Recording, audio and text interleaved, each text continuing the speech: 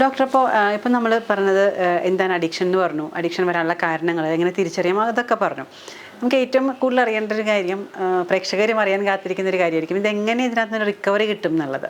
ഇപ്പോൾ മദ്യപാനമായാലും മൊബൈലായാലും എന്തായാലും നമുക്ക് എങ്ങനെ ഇതിനകത്ത് നിന്ന് പിന്തിരിയാൻ പറ്റും? ഇപ്പോൾ ഒരു മദ്യപാനത്തിൻ്റെ കാര്യമാണ് നമ്മൾ കൂടുതൽ പറഞ്ഞുകൊണ്ടിരുന്നത്. ഇപ്പോൾ ഒരു ക്രോണിക് ഡ്രിങ്കിങ് ഉള്ള ഒരാളാണെന്നുണ്ടെങ്കിൽ ആ ആളെ നമ്മൾ തീർച്ചയായിട്ടും ഒരു ഡി അഡിക്ഷൻ സെൻ്ററിൽ എത്തിക്കുക എന്നുള്ളത് തന്നെയാണ് ഏറ്റവും അനുയോജ്യമായിട്ടുള്ള മാർഗം. കാരണം അദ്ദേഹത്തിന് മദ്യം ഇനി ഇല്ലാത്തൊരവസ്ഥയിലാണ്, മദ്യം കൂടാതെ ജീവിക്കാൻ പറ്റില്ല എന്നൊരവസ്ഥയിൽ എത്തിച്ചേർന്നിരിക്കുന്ന വ്യക്തിയാണ്. മാത്രമല്ല ഈ വ്യക്തിക്ക് പെട്ടെന്ന് മദ്യം സ്റ്റോപ്പ് ചെയ്ത് കഴിഞ്ഞാൽ വിഡ്രോയൽ സിംറ്റംസ് കാണിക്കും, ഡെലീറിയം എന്ന് പറഞ്ഞൊരവസ്ഥ വരും. ഡെലീറിയം എന്ന് പറയുന്ന അവസ്ഥ ഉണ്ടായി കഴിയുമ്പോൾ അവിടെ ഹലൂസിനേഷൻസ് ആണ്, ഇല്ലാത്ത കാര്യങ്ങൾ കാണും, ശബ്ദം കേൾക്കും. എന്ന് വെച്ചാൽ നമ്മുടെ 5 സെൻസുകൾ വഴി നമ്മൾ അനുഭവിക്കുന്ന കുറേ കാര്യങ്ങൾ സാധാരണ ആളുകൾക്ക് കാണാൻ പറ്റാത്തതൊക്കെ ഇയാൾ കാണുന്നു. അങ്ങനത്തെ ഒരു അവസ്ഥ വരും. അപ്പോൾ ആ ഡെലീറിയം എന്ന് പറയുന്ന അവസ്ഥയ്ക്ക് ഉണ്ടാകുന്ന നമ്മൾ തനിയെ സ്റ്റോപ്പ് ചെയ്യാനായിട്ട് ശ്രമിക്കുമ്പോൾ അത്തരം അവസ്ഥയ്ക്ക് ഉണ്ടാകുന്നതാണ്. സ്വാഭാവികമായിട്ടും നമ്മൾ ഡി അഡിക്ഷൻ സെൻ്ററിൽ ചെല്ലുക. ഡി അഡിക്ഷൻ സെൻ്ററിൽ ചെന്ന് കഴിഞ്ഞാൽ ഒരു ഗുണം എന്ന് വെച്ചിട്ടുണ്ടെങ്കിൽ അവിടെ അവർ മെഡിക്കേഷനും അതോടൊപ്പം തന്നെ കൗൺസിലിങ്ങും ഒന്നിച്ച് അവർ കൊണ്ടുപോയിക്കോളും. പ്രത്യേകിച്ച് നമ്മളുടെ ഈ മദ്യം കഴിക്കുന്ന ഒരാളുടെ ബ്രെയിനും ബ്ലഡും ഒക്കെ എന്ത് ചെയ്തിട്ടുണ്ടാവും, പോയിസണസ് ആയിട്ടുണ്ടാവും. അപ്പം അതിനെ അതിൻ്റെ ഡീടോക്സിഫിക്കേഷൻ എന്ന് പറയുന്ന ആ ഒരു ഇത് അതെ ഡീടോക്സിഫിക്കേഷൻ ചെയ്തിട്ട് അതിനെ പ്യൂറാക്കി മാറ്റുക എന്നുള്ളൊരു കാര്യമുണ്ട്. പിന്നെ അതോടൊപ്പം തന്നെ ഇയാൾക്ക് ക്രേവിങ് ഉണ്ടാവും. ഞാൻ നേരത്തെ പറഞ്ഞു അമിഗ്ഡലയുടെ സ്വാധീനം, ലിംബിക് സിസ്റ്റത്തിൻ്റെ സ്വാധീനം കൊണ്ട് അവിടെ ക്രേവിങ് ഉണ്ട്, ഇനിയും വേണം എന്നുള്ള. അപ്പോൾ ആൻറ്റി ക്രേവിങ് ഏജൻറ്റ്സ് അവർ സപ്ലിമെൻ്റ് ആയിട്ട് കൊടുക്കും. അതോടൊപ്പം തന്നെ നല്ല കൗൺസിലിംഗ് കൊടുക്കുക. ഇപ്പോൾ CBT പോലെയുള്ള കോഗ്നിറ്റീവ് ബിഹേവിയർ തെറാപ്പി പോലെയുള്ള തെറാപ്പീസ് കൊടുക്കുന്ന സമയത്ത് നമുക്ക് ചിന്തകൾ ആണ്. കോഗ്നിറ്റീവ് ബിഹേവിയർ തെറാപ്പി ഒന്നുകൂടി ഒന്ന് പറഞ്ഞിട്ട്. അതെ, കോഗ്നിറ്റീവ് ബിഹേവിയർ തെറാപ്പി എന്നാണ് കോഗ്നിഷൻ ചിന്ത, ബിഹേവിയർ പ്രവൃത്തി. തെറാപ്പി എന്ന് പറയുന്നത് നമ്മളുടെ ചിന്തകളാണ് നമ്മളുടെ പ്രവൃത്തിയായിട്ട് മാറുന്നത്. നമ്മളുടെ ചിന്തകളെ മാറ്റുക, പ്രവൃത്തി മാറും. അപ്പോൾ അത് തന്നെയാണ് ഡി അഡിക്ഷൻ സെൻ്ററിൽ ചെല്ലുമ്പോഴും അവിടെ നല്ല നല്ല പ്രഭാഷണങ്ങൾ ഉണ്ടാവും, ഇതുപോലെയുള്ള ബിഹേവിയർ തെറാപ്പീസ് കൊടുക്കുന്നുണ്ടാകും. അതുപോലെ തന്നെ നല്ല ഗ്രൂപ്പ് ഉണ്ടാകും അവിടെ ഇതേ അവസ്ഥയിൽ എന്തുകൊണ്ട് അവർ ഇത്തരം സാഹചര്യത്തിലെത്തി. അതുപോലെ തന്നെ AA ഗ്രൂപ്പ് ഉണ്ടാവും, അതായത് ആൽക്കഹോളിക് അനോണിമിക്സ് എന്ന് പറയുന്ന ഗ്രൂപ്പ് ഉണ്ടാവും.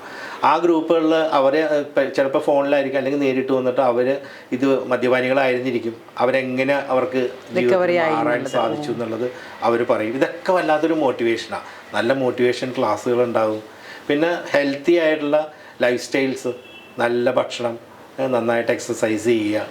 അതോടൊപ്പം തന്നെ ഈ പറയുന്ന മെഡിറ്റേഷൻ, അതായത് സ്ട്രെസ് മാനേജ്മെൻറ്റിന് ഏറ്റവും നല്ലൊരു മാർഗം എന്ന് പറയുന്നത് മെഡിറ്റേഷനാണ്. ഇത്തരം കാര്യങ്ങളൊക്കെ അവിടെ പ്രാക്ടീസ് ചെയ്യും. അപ്പോൾ കുറേ ദിവസം അവിടെ ഈ പറയുന്ന ഒരു ഗ്രൂപ്പിലൊക്കെ നിൽക്കുമ്പോൾ സാഹചര്യങ്ങൾ അനുകൂലമായി, നമ്മൾക്ക് ചുറ്റുമുള്ള എൻവയോൺമെൻറ്റാണ് നമ്മൾക്ക് പലപ്പോഴും നമ്മൾ ഇതുപോലെയുള്ള ടെൻഡൻസി ഉണ്ടാക്കുന്നത്.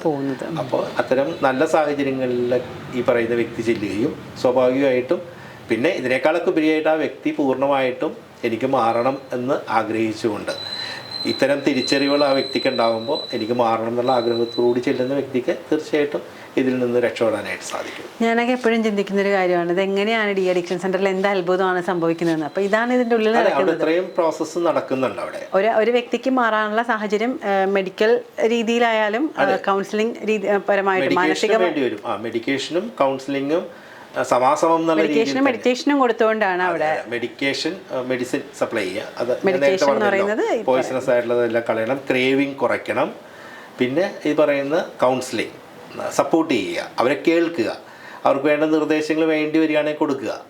പിന്നെ നല്ല ഗ്രൂപ്പ്, ചുറ്റുമുള്ള നല്ല പോസിറ്റീവായിട്ടുള്ള ഗ്രൂപ്പുകൾ ഉണ്ടാകുമ്പോഴേക്കും അവരുടെ ജീവിതത്തിൽ അവർക്ക് പെട്ടെന്ന് മാറാൻ സാധിച്ചു. അതെങ്ങനെയാണെന്നുള്ള അനുഭവങ്ങളിലൂടെ അവർ പങ്കുവയ്ക്കുമ്പോൾ അതൊക്കെ ഡോക്ടർ പറഞ്ഞുള്ള താല്പര്യം കൂടി നമുക്ക് വേണം. ഈ പോകുന്ന ആൾക്ക് നിർബന്ധമായിട്ട് അത് വേണം. എനിക്ക് മാറണം എന്ന് ആഗ്രഹിക്കേണ്ട ആള് ഞാൻ തന്നെയല്ലേ. ഇപ്പൊ പലപ്പോഴും പല വീട്ടുകാർ നിർബന്ധിച്ചൊക്കെ ആയിരിക്കും കൊണ്ടേ ആക്കുക. പക്ഷെ അവരും കുറച്ച് ദിവസം കഴിയുമ്പോൾ അതിനോട് തിരിച്ചു വരുമ്പോൾ തിരിച്ചറിവുകൾ കൂടുതലുണ്ടാകും. അതായത് അവിടെ ചിലപ്പോൾ ഒരു നിർബന്ധം കൊണ്ടാണ് പോകുന്നതെങ്കിലും അവിടെയുള്ള കുറേ സാഹചര്യമായിട്ട് ഇടപഴകി കഴിയുമ്പോൾ അവർക്ക് പിന്നെ ആ ലൈഫ് സ്റ്റൈൽ മെയിൻറ്റെയിൻ ചെയ്യാന്നുള്ളത് ആ വ്യക്തിയെ ഡിപ്പെൻസ് ഓൺ. ഒരിക്കലും അത് എന്ത് ചെയ്യരുത്, റിലാപ്സ് ചെയ്യരുത്. ഒരിക്കൽ ഞാനിത് ഉപേക്ഷിച്ചു, പൂർണ്ണമായിട്ടും ഞാൻ രക്ഷപ്പെട്ടു, അപകടമാണെന്ന് തിരിച്ചറിയുന്ന ആളുകൾ രക്ഷപ്പെട്ടു എന്ന് പറയാം. രക്ഷപ്പെട്ടു എന്ന് തിരിച്ചറിയുകയും പിന്നെ അത് കഴിഞ്ഞിട്ട് ജീവിത സാഹചര്യത്തിൽ പിന്നെയും ആ ഇതിലേക്ക് തിരിച്ച് റിലാപ്സ് ചെയ്യരുത്. ആ അവസ്ഥയിലേക്ക് ഒരിക്കലും പോകാതിരിക്കാൻ നോക്കുക. അങ്ങനെ വീണ്ടും തിരിച്ചു വരവ് എപ്പോഴും കൂടുതൽ അപകടങ്ങളിലേക്ക് വഴിതിരിക്കും. Okay doctor. അപ്പോൾ അഡിക്ഷൻ എന്ന് പറയുന്ന ഒരു വിഷയത്തെക്കുറിച്ച് വളരെ ദീർഘമായിട്ടുള്ളൊരു കാര്യങ്ങളാണ് നമുക്ക് ഡോക്ടർ ഷെയർ ചെയ്തത്. ഡോക്ടർ, അപ്പോൾ ഇത്രയും നേരം ഞങ്ങളോട് സഹകരിച്ചതിന് നന്ദി.